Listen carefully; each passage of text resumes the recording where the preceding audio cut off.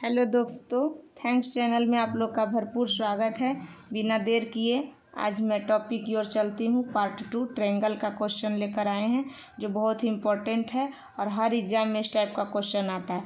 Question कह रहा है कि त्रिभुज ABC यानी एक त्रिभुज ABC खींच दिए हैं, ठीक है।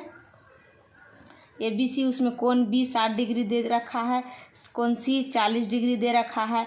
यदि AD और AE यानी AD और AE कोण क्रमशः आंतरिक द्विभाजक यानी आंतरिक द्विभाजक और BC पर लंबवत है, यानी एक जो है वो BC पर लंब है, यानी ये BC पर लंब है और ये क्या है, आंतरिक द्विभाजक है, ठीक है। अगर इस टाइप का क्वेश्चन रहे तो आपको क्या करना है, कुछ नहीं करना है। कोण B और कोण C दिया रहे और मान लीजिए DAE बीच वाला जो होता है वो कोण होता है, यानी DAE पूछा जाए तो कुछ नहीं करना है, हाफ कर देना है, ठीक है। और उसके बाद कोण B माइनस C करना है, तो कोण B है 60 और कोण C है 40, 40 कर दीजिएगा।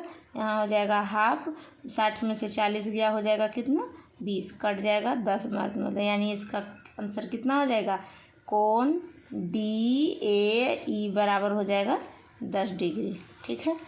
अब देखिए दूसरा नंबर क्वेश्चन क्या कह रहा है कि यदि किसी त्रिभुज का क्षेत्रफल 1176 सेंटीमीटर है और आधार और संबंधित हाइट का अनुपात 3:4 है, यानी एक आप ले लीजिए त्रिभुज, ठीक है।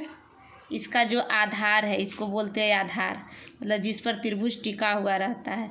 ये हो जाएगा आपका कितना, आधार है आपको 3x, अनुपात में है इसलिए 3x 4x के रूप में आप मान सकते हैं।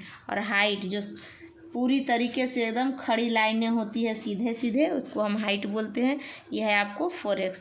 अब कह रहा है त्रिभुज का क्षेत्रफल 1176, यानी त्रिभुज का क्षेत्रफल बराबर होता है हाफ इंटू आधार गुने ऊंचाई। आधार इसको बोलते हैं B और इसको बोलते हैं H, आधार गुने ऊंचाई। यहाँ आपको हो गया 1176 बराबर, यहाँ दिया हुआ है क्षेत्रफल, तो क्षेत्रफल के नीचे क्षेत्रफल लिख दिए, हाफ के नीचे हाफ लिख दिए, गुने बेस आपको 3x है और गुने हाइट आपको 4x है। अब देखिए काट दीजिए तो हो जाएगा 2 दूनी 4, यहाँ हो जाएगा 3 दूनी 6, यानी हो जाएगा यहाँ 6x स्क्वायर बराबर 1176। 6 से काटिएगा तो हो जाएगा 6 एकम 6 और 5 और 7, 6 7 42, छोटे 6 9 54, 6 दहें के साथ 6 9 54 हो जाएगा 54 और 3 6 6 36, यानी आएगा 196। तो x स्क्वायर बराबर है आपको 196, तो x बराबर क्या हो जाएगा 14, क्योंकि इसका क्या निकल जाएगा, वर्गमूल, ठीक है। अब x बराबर 14 आपको दे दिया गया और पूछ रहा है कि त्रिभुज की ऊंचाई क्या होगी, तो ऊंचाई का जो रेशियो क्या था, 4 था, ठीक है। तो 4 था, यहाँ 4x है ऊंचाई का रेशियो, इसलिए हो जाएगा हाइट बराबर 4x, 4 लिख देंगे, x के जगह 14 लिख देंगे, यानी हो जाएगा कितना आंसर, 56 आंसर निकल जाएगा, ठीक है। अब देखिए तीसरा क्वेश्चन गलत हो गया था इसलिए इसको हम काट दिए हैं और चौथे क्वेश्चन की ओर चलते हैं। कह रहा है कि किसी त्रिभुज की भुजाएं 1:3, 1:4, 1 के रेशियो में है तथा इसका परिमाप 94 सेंटीमीटर है, तो त्रिभुज की सबसे छोटी भुजा ज्ञात कीजिए। यानी जो त्रिभुज की भुजाएं हैं हमको सिंपल फॉर्म में नहीं दिया गया बल्कि बट्टे के फॉर्म में और अनुपात के फॉर्म में दिया गया। तो पहले इसको क्या करना है कि आपको सिंपल फॉर्म में निकालना है। तो आपको पता होगा रेशियो का जो बट्टा है उसको सिंपल फॉर्म में निकालने के लिए क्या करते हैं, यानी 1/3 अनुपात 1/4 अनुपात 1/5 है, ठीक है। इसको अगर निकालना है तो मान लीजिए कि अगर हमको निकालना है इसका रेशियो त्रिभुज का, तो पहला निकालना है तो पहले को ढक लेंगे, 5 क्या हो जाएगा 20 हो जाएगा, ठीक है।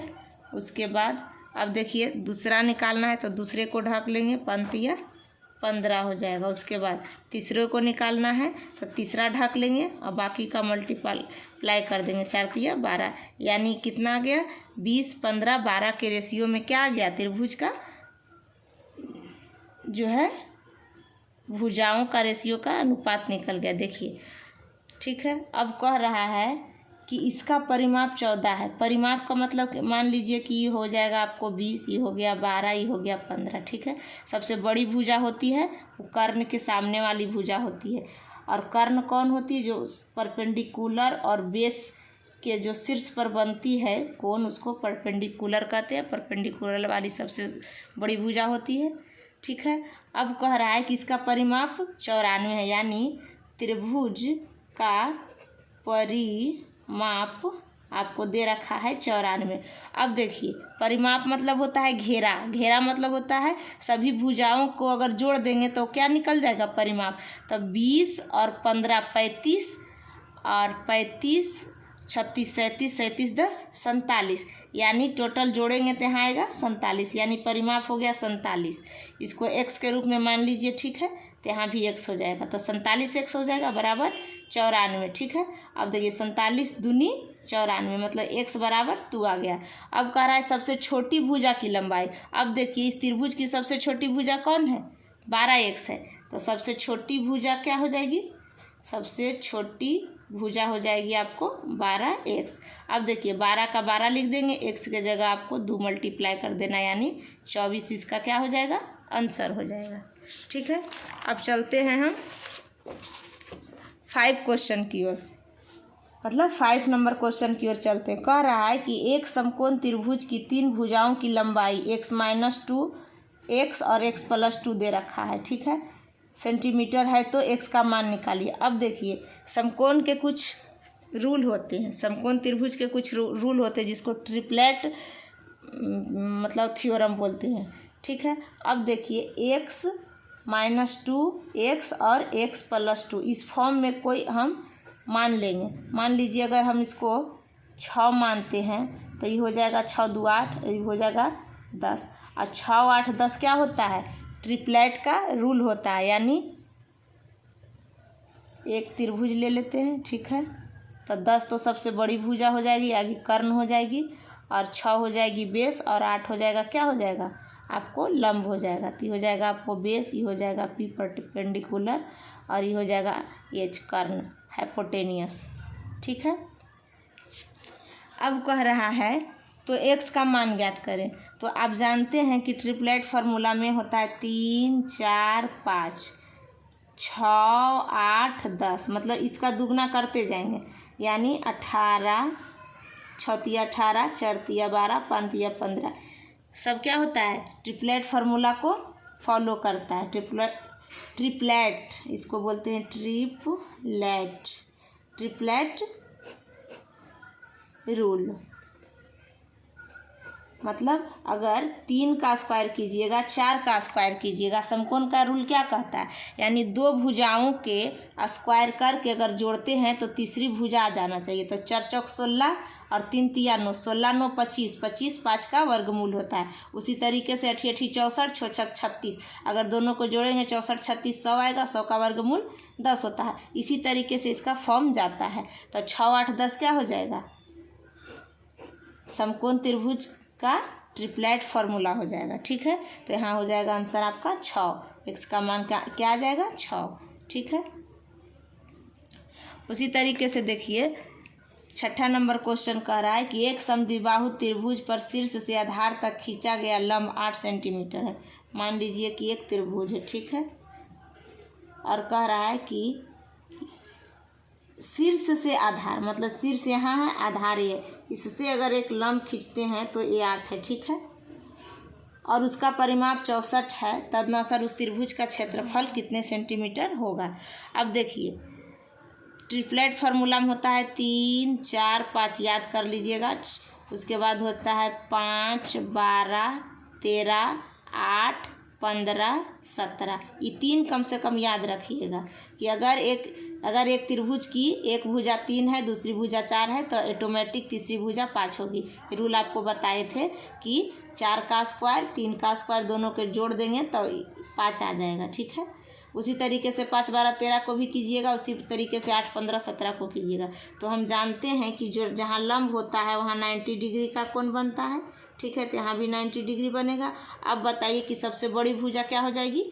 90 डिग्री के सामने वाली भुजा 17, और यहाँ भी 90 डिग्री के सामने वाली भुजा 17, और जानते हैं कि 8 15 17, 8, 15, 17 क्या होता है, समकोण का ट्रिपलेट फार्मूला अप्लाई होता है। ठीक है, तो यहाँ हो जाएगा 17, 17, 34 और 15, 15, 30। अगर 34 और 30 को जोड़ेंगे तो परिमाप 64 आ जाएगा। ठीक है, तदनुसार उस त्रिभुज का क्षेत्रफल कितना सेंटीमीटर होगा।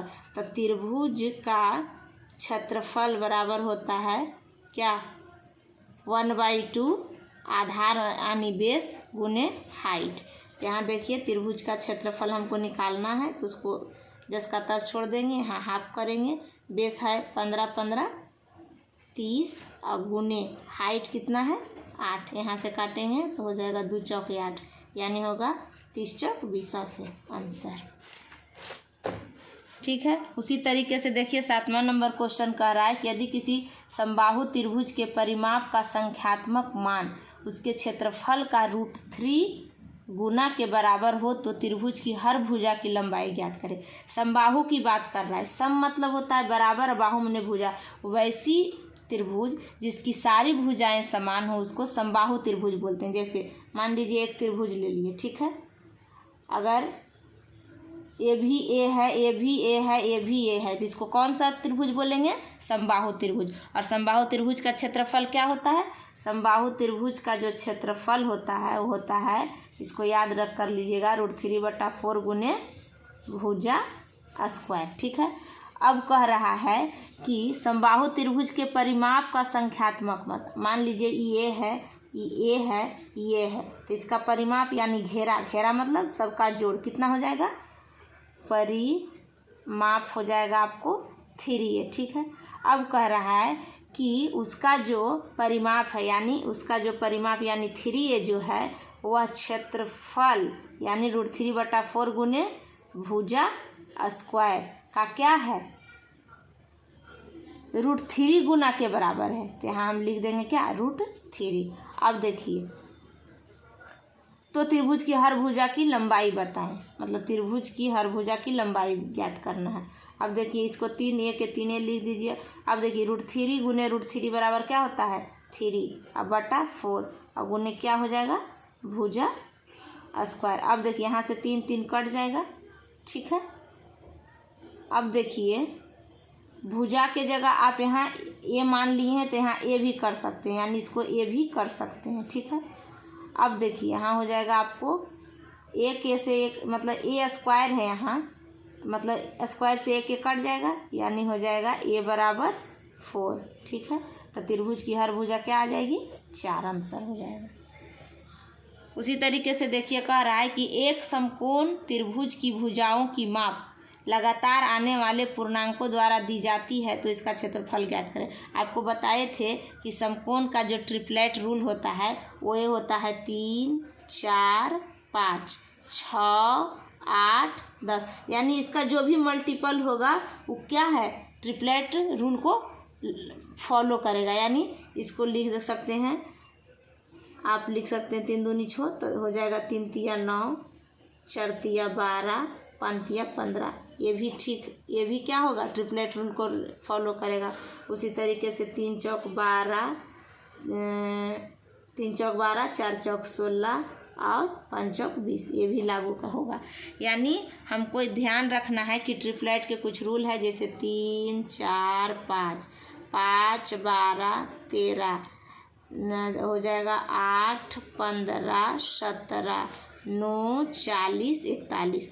कम से कम ये 4 याद रखिएगा तो आपको तुरंत आंसर आ जाएगा एग्ज़ाम में, मतलब तुरंत आंसर आप एग्ज़ाम में बना पाइएगा। ठीक है, अब कह रहा है कि एक समकोण त्रिभुज की भुजाओं की माप लगातार आने वाली पूर्णांकों द्वारा दी जाती है तो इसका क्षेत्रफल क्या होगा। अब देखिए कौन है इसमें, जैसे हम 4 ट्रिपलेट रूल हम बताएं आपको कि क्या होता है, समकोण त्रिभुज के भुजा को फॉलो करता है। 3, 4, 5, 5, 12, 13, 8, 15, 17, 9, 40, 41। ठीक है, अब देखिए कह रहा है कि त्रिभुज की भुजाओं की माप लगातार आने वाली संख्या, तो लगातार आने वाली संख्या 3, 4, 5 है।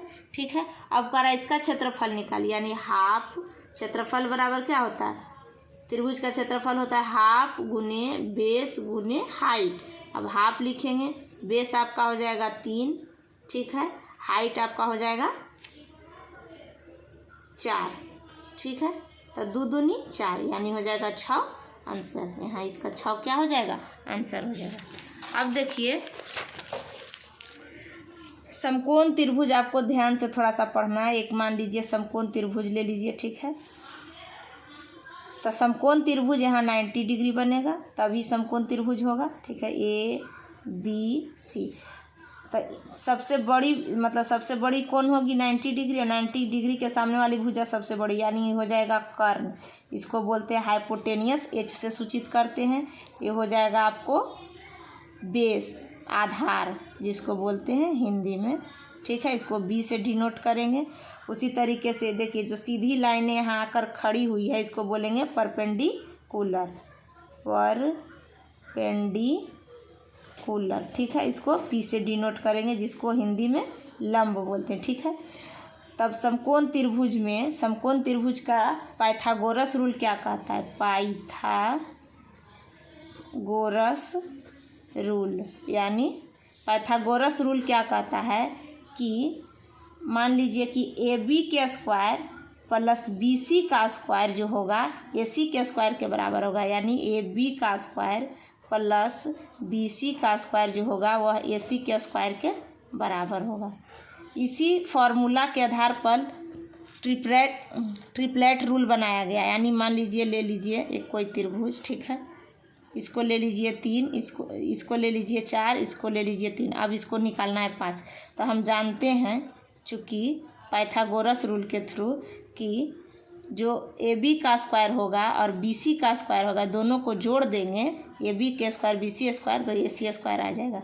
यानी पाइथागोरस रूल से हो जाएगा ए बी के स्क्वायर प्लस बी सी का स्क्वायर बराबर ए सी का स्क्वायर। तो ए बी का स्क्वायर क्या है 4, तो इसका स्क्वायर कर देंगे, प्लस बी सी का स्क्वायर है 3 तो इसका स्क्वायर कर देंगे बराबर ए सी का स्क्वायर, ठीक है। 4 चौक 16 प्लस 3 तिया 9 बराबर ए सी का स्क्वायर। अब देखिए 16 9 25 बराबर हो जाएगा ए सी का स्क्वायर, मतलब इसको ए सी स्क्वायर बराबर 25 इधर उधर कर सकते हैं, कोई दिक्कत नहीं है।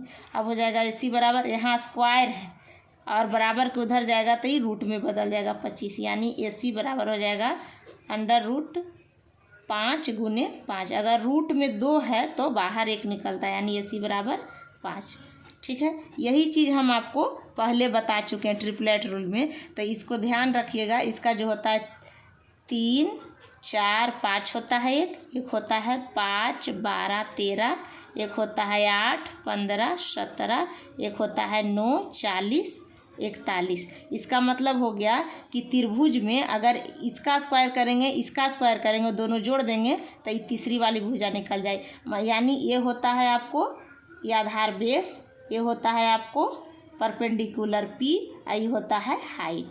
तो इसको अगर आप मुजवानी याद रख लीजिएगा तो आपको क्या होगा एग्ज़ाम में आंसर देने में आपको सहूलियत होगी। जय हिंद दोस्तों। इस वीडियो को ज़रूर लाइक सब्सक्राइब एंड शेयर कीजिए। जय हिंद।